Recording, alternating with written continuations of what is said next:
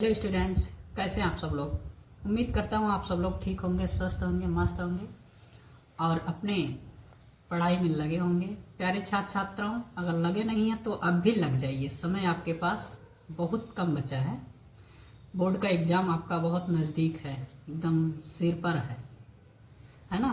तो आइए आज हम लोग मॉडल पेपर 2025 के क्वेश्चन नंबर 6 को करते हैं। इससे पहले हमने क्वेश्चन नंबर 5, क्वेश्चन नंबर 4, 3, 1, 2 मैंने करा दिया है और एक वीडियो में मैंने सभी बहुविकल्पीय प्रश्न जो 20 क्वेश्चन पूछे जाते हैं वो मैंने करा दिया है। वो वीडियो थोड़ा लंबा हो गया है, 20 मिनट का है, तो थोड़ा जाकर आप लोग देख लीजिएगा ज़रूर, क्योंकि वहाँ से आपको 20 नंबर मिलने वाले हैं।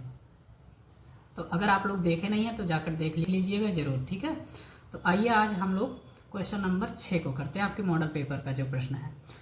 तो इससे पहले अगर आप लोग चैनल पर नए हैं तो चैनल को सब्सक्राइब करिए, लाइक करिए और अपने यार दोस्तों को भी शेयर करिए। अब आइए हम लोग क्वेश्चन नंबर 6 को देखते हैं। क्वेश्चन नंबर 6 में क्या दिया गया है। क्वेश्चन नंबर 6 में दिया गया है कि निम्नलिखित का कारण बताइए।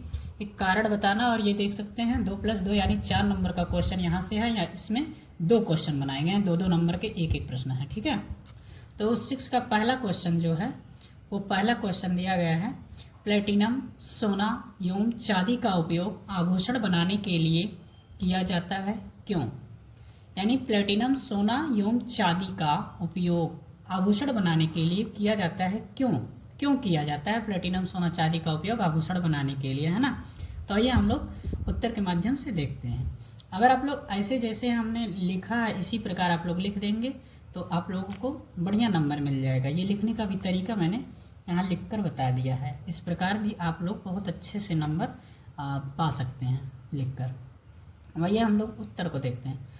उत्तर में प्लेटिनम, सोना एवं चांदी का उपयोग आभूषण बनाने के लिए किया जाता है क्योंकि ये कम क्रियाशील धातुएं होती हैं और इनमें जंग नहीं लगता।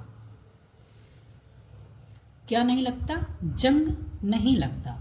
कि प्लेटिनम, सोना एवं चांदी का उपयोग आभूषण बनाने के लिए किया जाता है। आभूषण जानते हैं आप लोग ना, पायल और नाक में पहनने वाला, कान में पहनने वाला जो भी होता है, गले में, है ना, माताएं बहनें पहने होती हैं। तो ये सब आभूषण ये जो होता है इसको बनाने के लिए किया जाता है क्योंकि ये कम क्रियाशील धातुएं होती हैं और इनमें जंग नहीं लगता है, इनमें आसानी से जंग नहीं लगता है, जिस कारण इन्हीं का उपयोग, इन्हीं धातुओं का उपयोग किया जाता है आभूषण बनाने के लिए।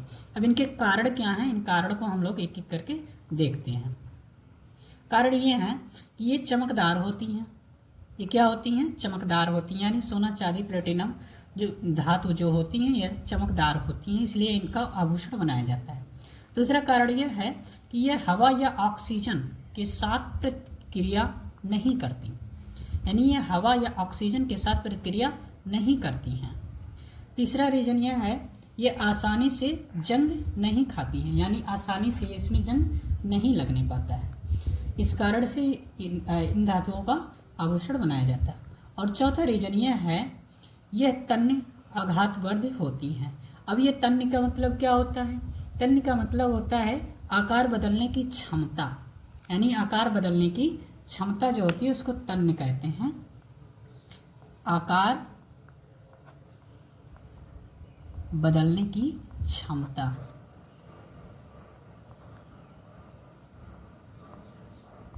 जिसमें आकार बदलने की क्षमता उसको तन्य कहा जाता है।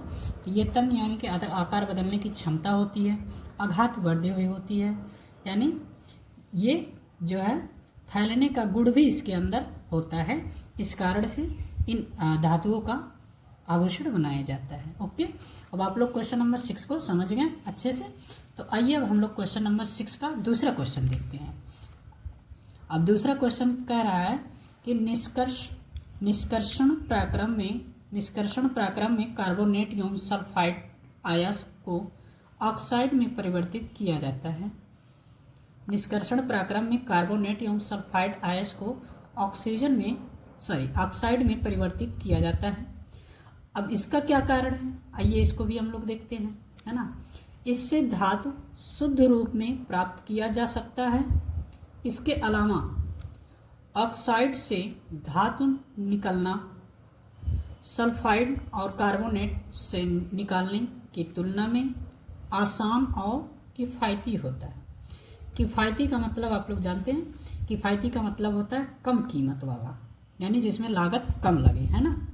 यानी इससे धातु अगर शुद्ध रूप से प्राप्त किया जा सकता है तो इसके अलावा ऑक्साइड से धातु निकालना और सल्फाइड और कार्बोनेट से निकालने की तुलना में आसान और कम लागत में भी हो जाता है। अब इसके क्या रीजन, कार्बोनेट और सल्फाइड आयस को ऑक्साइड में बदलने के कारण। अब कारण क्या है, कारण को भी हम लोग एक एक करके पॉइंट में देख लेते हैं। अयस्कों के नमी और क्रिस्टलन जल अलग हो जाते हैं और अयस्क शुष्क हो जाता है। अयस्क का मतलब होता है वे प्राकृतिक चट्टान जिनमें मूल्यवान खनिज का संकेंद्रण होता है ना, और खनिज होती हैं आमतौर पर धातुएं। ठीक, अब आइए हम लोग दूसरे पॉइंट को देखते हैं। इससे आगे की अपचयन क्रिया आसानी से होती है। इससे आगे की अपचयन क्रिया आसानी से होती है। अब तीसरे पॉइंट में देखिए, वाष्पशील अशुद्धियाँ जैसे सल्फर, आर्सेनिक, फास्फोरस आदि अलग हो जाती हैं। वाष्पशील में अशुद्धियाँ जैसे सल्फर, आर्सेनिक हो गया, फास्फोरस हो गया आदि, ये सब अलग हो जाती हैं। ठीक, तो ये रहा आपका क्वेश्चन नंबर 6 का, जिसमें 2 प्रश्न बनाए गए हैं और ये 4 नंबर का प्रश्न था।